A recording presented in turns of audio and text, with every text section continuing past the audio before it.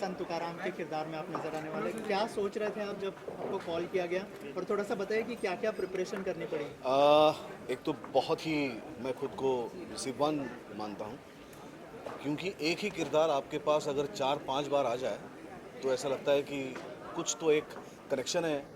मैं शायद अगर पिछला जन्म हो तो पिछले जन्म में मैं तुकाराम जी का बहुत बड़ा भक्त रहा हूँ, या कुछ तो एक कनेक्शन है, कुछ तो बॉन्डिंग है कि वो मेरे पास बार बार आ रहे हैं और घूम घूम के आ रहे हैं और कुछ दिन बाद वापस आ रहे हैं, मतलब 25 साल बाद वापस आ रहे हैं, उसके बीच में भी आके गए। लेकिन जब आदित्य ने फ़ोन किया और इस किरदार के बारे में बताया तो मैं बोला ना कहने का तो सवाल ही नहीं, बट हम लोग झगड़ रहे थे डेट्स के ऊपर, वो भी फाइनली सॉल्व हो गए और ये किरदार हो गया।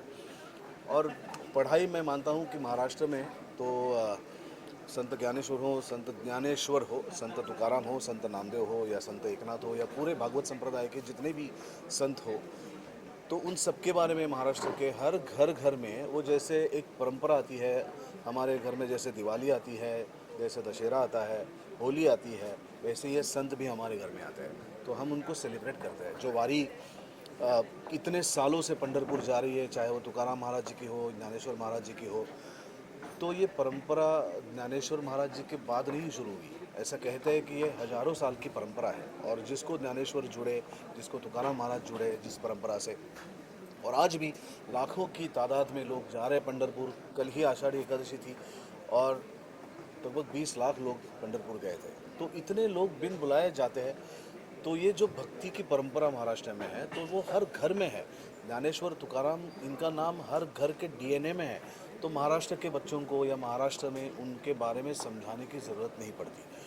और अगर समझाना ही है तो वो घर से ही कोई दादा या कोई बाबा या कोई काका वो समझाता है, या वारी अपने आप समझाती है। ज़रूरत है कि महाराष्ट्र के बाहर के लोगों को भी तुकाराम महाराज के बारे में ज्ञात हो, उनकी परंपरा के बारे में, उनकी कविताओं के बारे में, उनके अभंग के बारे में, उनकी पूरी लाइफ की जर्नी के बारे में, उनके अध्यात्म के बारे में, उनके भक्ति के बारे में ज्ञात हो।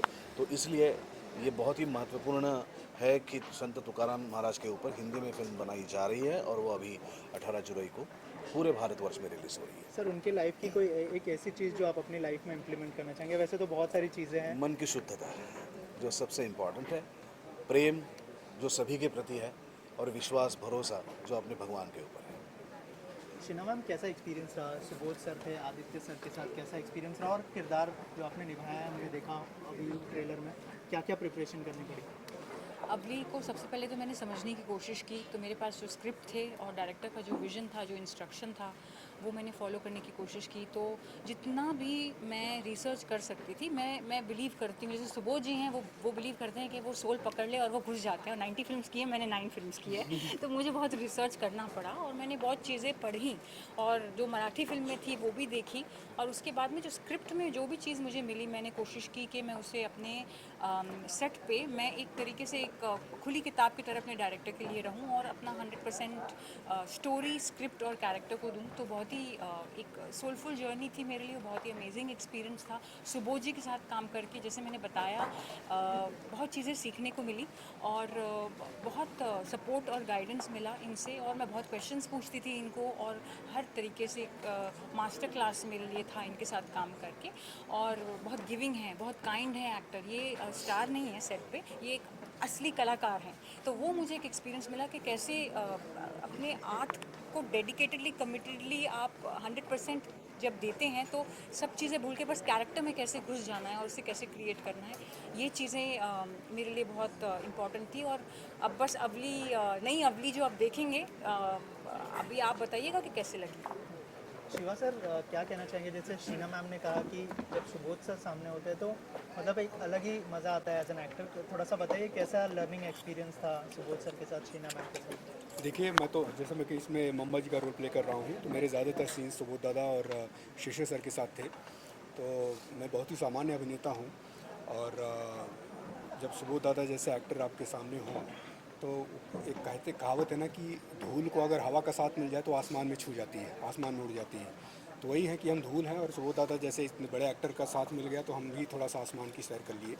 तो अच्छा अनुभव था, सभी के साथ काम करने का बहुत अच्छा अनुभव था। सर, इतनी बड़ी बात कही है, क्या कहना चाहेंगे और ऑडियंस को क्या अपील करना चाहेंगे सर फिल्म के बारे में? ये दोनों ही बहुत ही खूबसूरत कलाकार हैं, शिवा और शीना दोनों ही। और जैसा मैंने कहा कि पूरे भारतवर्ष के लोगों ने आके इस फिल्म को बनाया, भारत के एक बहुत बड़े संत के ऊपर जिनका नाम है संत तुकाराम महाराज।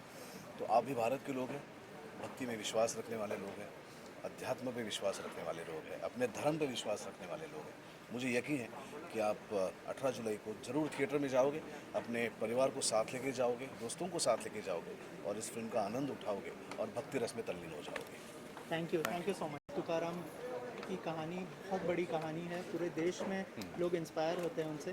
सर कैसे आपके जहन में आया उसके बारे में कुछ बताइए, और आपके लिए एज अ डायरेक्टर कितना बड़ा चैलेंज था ये स्टोरी को स्क्रीन पे उतारना।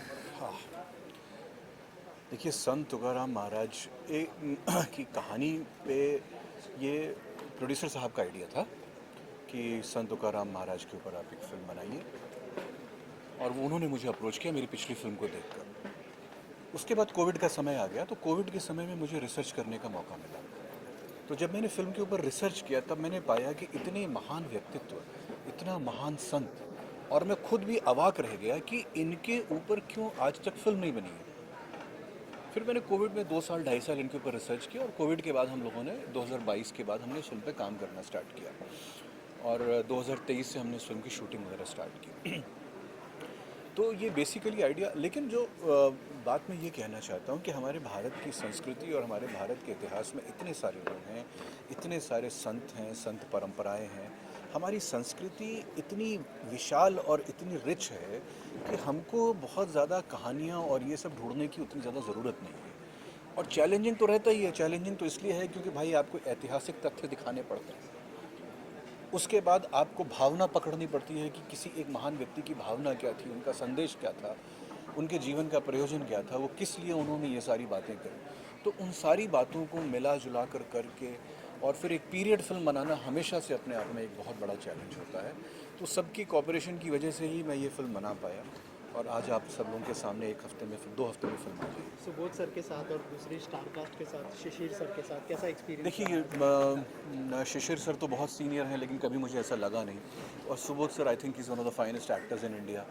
तो मुझे बहुत ज़्यादा ना एक्टिंग के लिहाज से उन लोगों को बताना नहीं पड़ता था कि क्या करिए कैसे करिए, वो एक बार स्क्रिप्ट पढ़ने के बाद वो लोग, बस मुझे ये था कि इन लोगों को मैं अपनी सही ढंग से दिखाऊं और इन लोगों को मैं मोटिवेट करूं। एक डायरेक्टर का बस एक ही काम होता है कि जो एक एक्टर का प्लस पॉइंट है उस प्लस पॉइंट को एनहांस करे, और अगर कोई उसके माइनस पॉइंट है तो उसको हाइड करे, और जो फिल्म की आत्मा और जो फिल्म का नैरेटिव और जो फिल्म की भावना है वो कहीं पे ख़राब ना हो। तो it was a wonderful experience. Thank you sir, thank you so